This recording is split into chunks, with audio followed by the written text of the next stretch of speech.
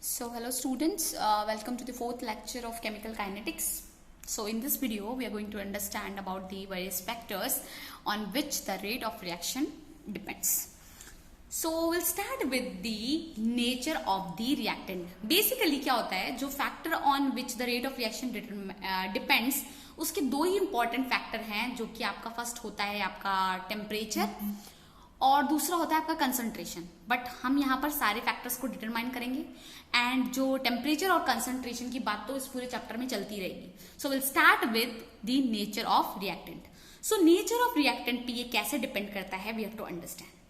सो basically जो nature of reactant होता है बहुत इंपॉर्टेंट रोल प्ले करता है in determining what are rate of reaction. ठीक है, not that important but in some reaction it plays a role in determining the rate of reaction. So सबसे पहले हम पढ़ेंगे आयनिक रिएक्टेंट के बारे में. आयनिक रिएक्टेंट के बारे में हमने पहले से कहा है कि आयनिक जो रिएक्टेंट होते हैं बहुत जल्दी आपस में मिक्स हो जाते हैं, मतलब कंबाइन करते हैं और प्रोडक्ट बनाते हैं. बहुत फास्ट रिएक्शन होता है. अगर उस केस में आप रेट ऑफ रिएक्शन निकालोगे, पहली बात तो उसमें पॉसिबल नहीं होता है. स्टिल अगर आप बहुत जोर लगा के निकाल रहे हो तो आपका जो रेट ऑफ रिएक्शन होगा वो बहुत हाई होगा. As a reaction take place in microsecond, because जो ये रिएक्शन होता है वो टेक प्लेस करता है माइक्रोसेकेंड में, 10⁻⁻⁶ सेकेंड में. क्योंकि आपका ये NaCl दो ये आपस में इलेक्ट्रोस्टैटिक फोर्स ऑफ अट्रैक्शन से जुड़े हुए हैं, बट हमेशा से ये आयनिक फॉर्म में ही है. आपका ये एक इलेक्ट्रॉन इसको देता है, एक इलेक्ट्रॉन गेन करता है, बट ये आयनिक फॉर्म में ही रहता है. ये आयनिक फॉर्म में है. आपका Ag+NO3- ये भी आपका आयनिक फॉर्म में है. तो ये पॉजिटिव ये पॉजिटिव ये नेगेटिव के साथ NaNO3 बना लेता है. ये पॉजिटिव AgCl+ और ये Cl- के साथ आपका क्या बना लेता है, आपका ये AgCl बना लेता है, जो कि आपका व्हाइट PPT है. और आपको एक चीज हमेशा याद रखनी चाहिए, जब भी कोई रिएक्शन में PPT मींस प्रेसिपिटेट बने तो मतलब समझ जाओ वो रिएक्शन बहुत तेजी से हो रहा है. ठीक है. सो अब यहां पर क्या लिखा है एक्सप्लेनेशन, हम एक बार पढ़ लेते हैं कि एक्सप्लेनेशन क्या देके रखा है. एक्सप्लेनेशन में दे रखा है, here the rate of reaction is very high. यहां पर जो rate of reaction is very high है as the reaction take place in microsecond, because reaction को टेक प्लेस होने में माइक्रोसेकेंड लग रहे हैं, इसलिए जो रेट ऑफ रिएक्शन अगर आप निकालोगे तो ये बहुत हाई होगा. बेसिक के केस में तो निकलता ही नहीं है बेसिकली, बट अगर तब भी आप निकाल रहे हो तो ये बहुत हाई होगा. It is very fast reaction. ये हमने रिएक्शन का शॉर्ट फॉर्म लिखा है, ऐसे लिखते हैं रिएक्शन को शॉर्ट फॉर्म में. It is very fast reaction because NaCl and AgNO3 have their ion present in them. यही जो मैंने आपको बताया, AgNO3 and NaCl have their ion present in them. ये दोनों आपका रिएक्टेंट का पार्ट है, इनके आयन भी प्रेजेंट इसमें ही होते हैं. And they are attached by electrostatic force of attraction. और ये आपस में किससे जुड़े होते हैं, इलेक्ट्रोस्टैटिक फोर्स ऑफ अट्रैक्शन से जुड़े होते हैं. तो इसी वजह से जब भी आप इसका रेट ऑफ रिएक्शन निकालोगे, आपका रेट ऑफ रिएक्शन बहुत ज्यादा होगा. Means ionic bond is present between reactant, ionic bond present होता है, दैट इज आपका इलेक्ट्रोवैलेंट बॉन्ड प्रेजेंट होता है इसके बीच में. एंड वो इलेक्ट्रोवैलेंट बॉन्ड बहुत स्ट्रॉन्ग बॉन्ड होता है. अगर आपको उसको तोड़ के नया कंपाउंड बनाना है तो उसके लिए आपको रेट ऑफ रिएक्शन जो होगा वो अल्टीमेटली बहुत ज्यादा होगा. ठीक है. नाउ दूसरी चीज, दूसरा कंपाउंड जो आता है इसी के टर्म्स में, that is the covalent reactant. अगर आपका रिएक्टेंट कोवेलेंट है, अगर आपका रिएक्टेंट कोवेलेंट है तो क्या होता है, the reactant in which covalent मतलब क्या, कोवेलेंट रिएक्टेंट वो होता है जिसके बीच में कोवेलेंट बॉन्ड प्रेजेंट हो. कोवेलेंट बॉन्ड क्या होता है, कोवेलेंट बॉन्ड वो होता है, जैसे कि आपने क्लास 11th की केमिकल बॉन्डिंग में पढ़ा होगा, कोवेलेंट बॉन्ड वो होता है जो कि शेयरिंग से बनता है. शेयरिंग से बनता है उसको हम कोवेलेंट बॉन्ड बोलते हैं. जो गेन और लॉस ऑफ इलेक्ट्रॉन से बनता है उसको हम आयनिक बोलते हैं. तो कोवेलेंट रिएक्टेंट वो रिएक्टेंट्स होते हैं जिनके बीच में कोवेलेंट बॉन्ड प्रेजेंट होता है. Now I will take one example, जैसे कि आपका N2 है, आपका H2 है, ये आपका कंबाइन करके अमोनिया बना रहा है. जब मैंने आपको शायद ये एग्जाम्पल पहले भी समझाया है. ठीक है.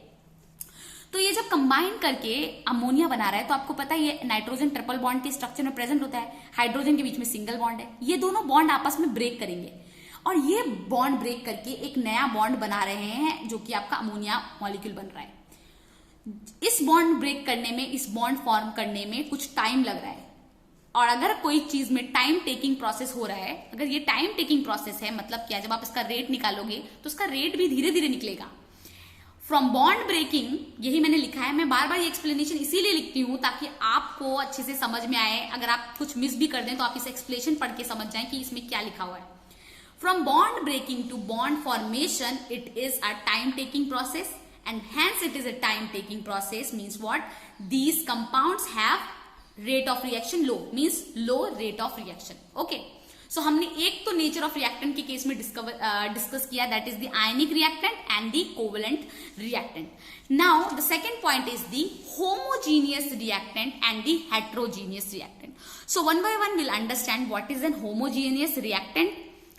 ऐसे रिएक्टेंट जिनके मॉलिक्यूल, आयंस और force of attraction almost same हो, उसको हम क्या बोलेंगे, होमोजीनियस रिएक्टेंट। और हम ये भी बोल सकते हैं कि वो रिएक्टेंट्स जिसका फेस, मतलब अगर कोई रिएक्टेंट लिक्विड फेज में है तो दूसरा रिएक्टेंट भी लिक्विड फेज में है, सॉलिड में है तो सॉलिड में है, गैस है तो गैस, तो वैसे रिएक्टेंट को हम क्या बोलेंगे, होमोजीनियस रिएक्टेंट। ये सब आप क्लास 10 से पढ़ते आ रहे हो, क्लास 9, 10 से पढ़ते आ रहे हो। तो वही लिखा हुआ है, the reactant whose molecular size और we can say the force of attraction is same is called as what, the homogeneous reactant.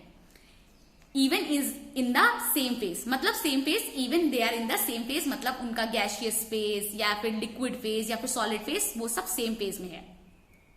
तो इस सब से हमको क्या पता चला, जब भी आप एक एग्जाम्पल लो, अगर आप एक बदमाश बच्चे हो तो आपके दोस्त कोई अच्छा बच्चा बनेगा नहीं, वो एक शांत बच्चा आपका दोस्त बनेगा नहीं। अगर आप नॉटी बच्चे हो तो आपका दोस्त भी नॉटी बच्चे बनेंगे, और नॉटी बच्चे में ज्यादा अंडरस्टैंडिंग होगी रैदर देन एक नॉर्मल बच्चा बैठा हुआ है, एकदम शांत बच्चा और एक बहुत नॉटी बच्चा है, उन दोनों में ज्यादा अंडरस्टैंडिंग नहीं होगी। पर दो नॉटी वो 100 नॉटी बना देंगे, ठीक है। तो इससे मतलब क्या हो गया, इससे मतलब सिंपली ये हो गया कि hence they have a greater tendency to react. मतलब अगर सब कुछ सेम रहता है, यहाँ पे क्या है, मॉलिक्यूल का साइज सेम है, फोर्स ऑफ अट्रैक्शन सेम है, उनका एटम का साइज सेम है, वो सेम फेज में है, तो जब कुछ सब कुछ सेम होता है तो वो अच्छे से रिएक्शन भी बहुत ज्यादा करेंगे। मतलब उनकी जो रिएक्शन करने की टेंडेंसी है वो भी बढ़ जाएगी, और जब रिएक्शन करने की टेंडेंसी बढ़ जाएगी उसका मतलब क्या होता है, उसका मतलब होता है कि उनका जो रेट ऑफ रिएक्शन होगा वो ज्यादा होगा, मतलब वो ग्रेटर होगा, ठीक है। क्योंकि जल्दी जल्दी रिएक्शन होगा, उनकी टेंडेंसी ज्यादा है रिएक्ट करने की, मतलब जल्दी होगा रिएक्शन। जल्दी होगा रिएक्शन का मतलब क्या है, the rate of reaction, ROR means rate of reaction of homogeneous reactant is greater और you can say more compare to what, compare to heterogeneous. अब आपका हेट्रोजीनियस क्या होता है, हेट्रोजीनियस आपका डिफरेंट होता है, मतलब opposite of homogeneous. The reactant whose atom size, molecule size, force of attraction is not same is called as what, your heterogeneous reactant, ठीक है। जो मैंने आपको एक्सप्लेन किया, दो बच्चे, अगर एक बदमाश एक बहुत शांत स्वभाव का बच्चा है तो उनमें ज्यादा अंडरस्टैंडिंग नहीं होगी, बोलते ना हमारा फ्रीक्वेंसी मैच नहीं कर रही है, लाइक दैट, तो वो आपस में रिएक्ट नहीं कराएंगे। वो यही लिखा हुआ, even they are in different phase, मतलब कोई सॉलिड में फेज में, कोई लिक्विड में, कोई गैस फेज में, तो क्या होगा, इस केस में आपका रिएक्शन होना पॉसिबल नहीं होगी, ठीक है। रिएक्शन की टेंडेंसी बहुत कम हो जाएगी, दे डोंट रिएक्ट मच। अगर आप कुछ पर्टिकुलर कंडीशन दे रहे हो तब तो वो रिएक्ट कर रहा है, but they don't react much like that in case of homogeneous. Homogeneous के केस में क्या हो रहा है, उनकी ग्रेटर टेंडेंसी है रिएक्ट करने की, बट इस केस में क्या हो रहा है, hence they don't react much, and जब ये ज्यादा रिएक्ट नहीं करेंगे तो क्या होगा, इनकी जो ROR रेट ऑफ रिएक्शन क्या होगा, इनका लो होगा, ठीक है। Now the third point is what, stability of the reactant and product. आप ये चीज याद रखें, जो हम ये सारे तीनों पॉइंट पढ़ रहे हैं, जो नेचर ऑफ रिएक्टेंट हमने पढ़ा, आयनिक एंड कोवेलेंट कैरेक्टर, राइट, और फिर हमने होमोजीनियस पढ़ा और हमने हेट्रोजीनियस पढ़ा रिएक्टेंट्स। नाउ हम पढ़ रहे हैं stability of reactant and product. ये सारा पॉइंट, ये जो 3 पॉइंट्स हैं, ये आपका बेसिकली नेचर ऑफ रिएक्टेंट के अंदर ही आ रहा है। तो बेसिकली हम फर्स्ट पॉइंट ही डिस्कस कर रहे हैं, नेचर ऑफ रिएक्टेंट। सो इस नेचर ऑफ रिएक्टेंट के अंदर जो आपका तीसरा पॉइंट है, that is what, stability of reactant and product. तो हमको पता है स्टेबिलिटी क्या होती है, ठीक है। तो अब यहाँ पे एक्सप्लेनेशन पढ़ते हैं। The rate of reaction depends on the stability of reactant. The more the unstable the reactant, the more easily it will form the product to attain stability. जैसे हमने पता था, मैंने आपको बोल रखा है, जब भी कोई रिएक्टेंट बहुत अनस्टेबल है तो वो क्या होगा, वो प्रोडक्ट बनाएगा। जैसे कि हम बहुत ज्यादा अनस्टेबल हैं, तो हम क्या चाहते हैं, हम स्टेबिलिटी अटेंड करना चाहते हैं। हर कोई अपनी लाइफ में स्टेबिलिटी अटेंड करना चाहता है, वैसे ही रिएक्शंस भी। सो रिएक्शंस क्या होता है, अगर रिएक्टेंट आपका हाईली अनस्टेबल है, जितनी ज्यादा अनस्टेबल है उतनी ज्यादा वो चाहते हैं, उनमें चाह होगी कि वो स्टेबिलिटी की तरफ अटेंड करें। So the rate of reaction किस पे डिपेंड करता है, रेट ऑफ रिएक्शन आपका डिपेंड करता है स्टेबिलिटी ऑफ रिएक्टेंट के, ठीक है। The more the unstable the reactant, जितना ज्यादा रिएक्टेंट अनस्टेबल होगा the more easily it will form the product, और जल्दी से जल्दी ज्यादा वो प्रोडक्ट बनाएगा और अटेन क्या करेगा, stability. If the product form is stable, अगर जो प्रोडक्ट बना वो आपका स्टेबल हुआ, means what, the reaction take place is very quickly. और अगर आप रिएक्शन करा रहे हैं रिएक्टेंट से आप प्रोडक्ट बना रहे हैं और जब आपका प्रोडक्ट बन रहा है वो आपका बहुत स्टेबल प्रोडक्ट बन रहा है, मीन्स व्हाट, उस केस में जो आपका रिएक्शन हो रहा है वो बहुत क्विकली होगा, क्योंकि मैंने आपको बताया हर एक अनस्टेबल चीज क्या बनना चाहती है, स्टेबल। तो अगर कोई रिएक्टेंट से एक स्टेबल प्रोडक्ट बन रहा है, अगर अनस्टेबल रिएक्टेंट से एक स्टेबल प्रोडक्ट बन रहा है, तो वो टाइम पे ये रिएक्शन क्या होगा, बहुत ज्यादा फास्ट होगा, क्योंकि यहां पर उसको स्टेबिलिटी अटेंड करने को मिल रही है। तो हम यहां से क्या कंक्लूड कर सकते हैं, जो आपका रेट ऑफ रिएक्शन होता है वो directly proportional, means directly proportional का मतलब ये होता है रेट ऑफ रिएक्शन बढ़ रहा है, स्टेबिलिटी ऑफ प्रोडक्ट बढ़ी है, स्टेबिलिटी ऑफ प्रोडक्ट बढ़ी है मतलब रेट ऑफ रिएक्शन बढ़ रहा है। अगर कोई रिएक्शन में आपका स्टेबिलिटी ऑफ प्रोडक्ट बढ़ रहा है तो मींस व्हाट, आपका उसमें रेट ऑफ रिएक्शन भी बढ़ रहा है, और आपका यही rate of reaction inversely proportional क्या होता है, स्टेबिलिटी ऑफ रिएक्टेंट के। अगर कोई रिएक्टेंट बहुत ज्यादा स्टेबल है तो उसका रेट ऑफ रिएक्शन क्या होगा, कम होगा, क्योंकि अगर रिएक्टेंट ही बहुत स्टेबल है तो वो रिएक्ट करके दूसरा प्रोडक्ट बनाएगा ही नहीं, ठीक है। तो जब वो प्रोडक्ट ही नहीं बनाएगा क्योंकि ऑलरेडी वो स्टेबल है, तो आपका रेट ऑफ रिएक्शन डिक्रीज कर जाएगा। तो रेट ऑफ रिएक्शन को ज्यादा होने के लिए आपका प्रोडक्ट को स्टेबल होना चाहिए और रिएक्टेंट को अनस्टेबल होना चाहिए। अब हम इस चीज को, ये बहुत अच्छी चीज है, इसको हम समझेंगे एग्जाम्पल के साथ, ठीक है। एक एग्जाम्पल के साथ समझेंगे और एकदम क्लियर हो जाएगा, एकदम क्लियर, ठीक है। So first will take the example. थोड़ी बहुत ऑर्गेनिक आपने 11th में पढ़ रखी है, तो उससे आपको ये पता होगा कि आपका ये जो कंपाउंड होता है CH3COOH HCO, ये जब डिसोसिएट करता है तो ये क्या देता है, ठीक है। Now will take the example, dissociation of CH3COOH, आपका एसिडिक एसिड होता है। ये तो आपका नॉर्मली कार्बोक्सिलिक एसिड है, फर्स्ट ग्रुप लगा के रखा है, ठीक है ना। कार्बोक्सिलिक एसिड ग्रुप लगा के रखा है, यहाँ पे भी कार्बोक्सिलिक एसिड ग्रुप लगा के रखा है, ठीक है ना। मिथाइल कार्बोक्सिलिक एसिड, ठीक है, इथाइल कार्बोक्सिलिक एसिड, क्योंकि 2 कार्बन है। चलो वो सब हम बाद में डिस्कस करेंगे, आपकी ऑर्गेनिक अच्छी है या नहीं है, थोड़ी बेसिक नॉलेज आपको जरूर होगी ऑर्गेनिक की, ठीक है। तो dissociation of CH3COOH and HCOOH, okay. तो क्या होता है इस केस में, आपका CH3COOH, जो आपका CH3COOH ये डिसोसिएट होके क्या बनाता है, CH3COOH minus plus H plus निकल गया आपका, और ये जब आपका डिसोसिएट हुआ तो क्या बनेगा, आपका डिसोसिएट हुआ और आपका बनेगा HCO minus plus H plus. ये स्टेबल और ये अनस्टेबल को अभी रहने दीजिए, हम आपको बताते हैं ऐसा क्यों हो रहा है, ठीक है। सो एक क्वेश्चन अगर मैं आपसे पूछती हूं, so out of CH3CO minus and HCO minus which one is more stable, तो इसकी स्टेबिलिटी जानने के लिए आपको क्लास 11 के पीरियोडिसिटी चैप्टर में जाना पड़ेगा, जहां पर आपने इंडक्टिव इफेक्ट और वो सब पढ़ रखा था। तो आपको पता है जो आपका फर्स्ट कंपाउंड है, जो आपका ये फर्स्ट कंपाउंड आपने जो ये डिसोसिएट हुआ है CH3CO, ये जो डिसोसिएट होता है CH3CO माइनस बना रहा है, ठीक है। आपको पता है जो CH3 ग्रुप क्या करता है, ये आपका शो करता है plus I effect. Plus I effect का मतलब क्या होता है, ये इलेक्ट्रॉन को ढकेलता है, मींस ढकेलता है। आप देखिए COO माइनस, यहां पर पहले से इलेक्ट्रॉन प्रेजेंट है, ऊपर से ये CH3 भी इलेक्ट्रॉन डोनेट, मतलब इसको ढकेल रहा है, अपने इलेक्ट्रॉन्स को दे रहा है, क्योंकि ये इलेक्ट्रॉन डोनेटिंग ग्रुप है, ये इलेक्ट्रॉन डोनेटिंग ग्रुप है, अपने इलेक्ट्रॉन को इसको दे रहा है, और इसके ऊपर और नेगेटिव चार्ज आ रहा है। जब भी किसी कंपाउंड के ऊपर चार्ज पे चार्ज आता जाए तो मतलब वो कंपाउंड कोई स्टेबल नहीं है, वो उसकी अपनी स्टेबिलिटी लूज कर रहा है। तो वही यहां पे लिखा हुआ है CH3 show plus I effect means what, it repels the electron, जो भी इलेक्ट्रॉन है उसको वो रिपेल करेगा। और यू कैन से CH3 क्या है आपका, CH3 आपका इलेक्ट्रॉन डोनेटिंग ग्रुप है, जितने भी इलेक्ट्रॉन है ये इसको डोनेट कर रहा है, पहले से यहाँ पे इलेक्ट्रॉन है और ये इलेक्ट्रॉन और डोनेट कर रहा है। इसकी वजह से क्या होगा, मैंने एक्सप्लेनेशन एकदम अच्छे से लिख रखा है, means it will give more electron to COO minus, COO minus को ज्यादा इलेक्ट्रॉन दे रहा है। ये मैं एक्सप्लेनेशन इसलिए लिखती हूं ताकि आपको समझ में आए हर चीज।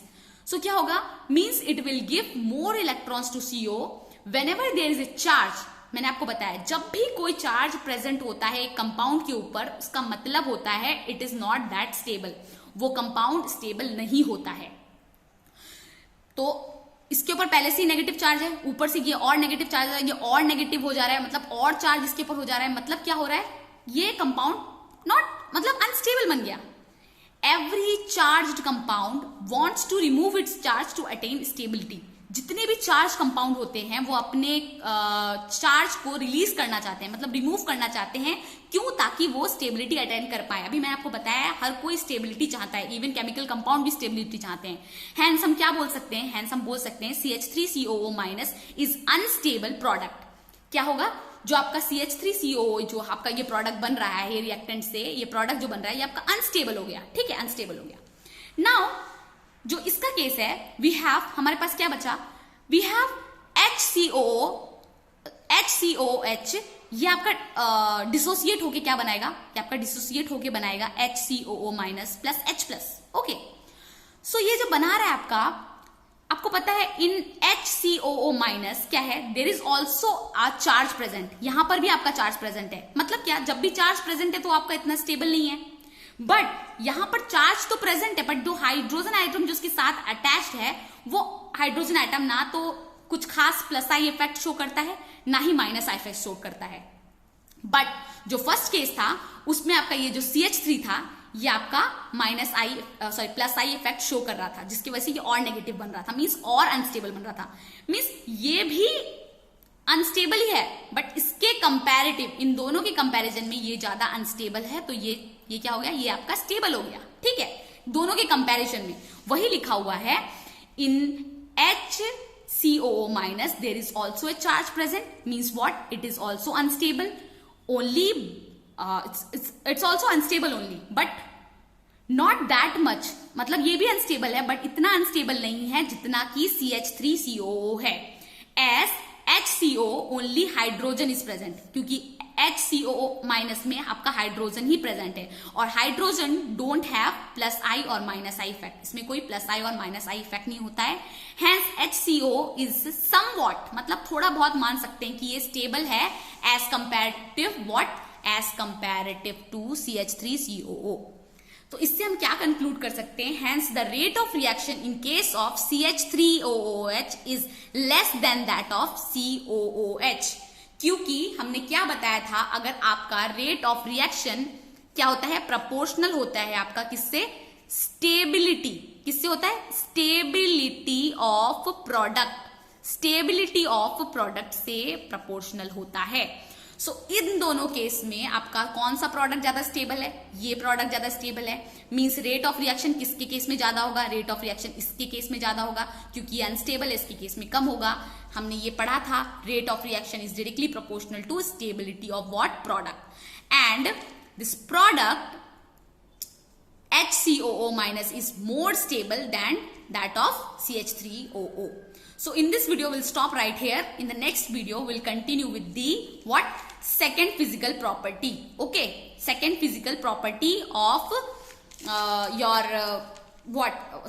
that is the physical state of reactant. We'll discuss in the second video. That is what factors affecting the rate of the reaction. Okay, in the next video we'll discussing this. Thank you, students.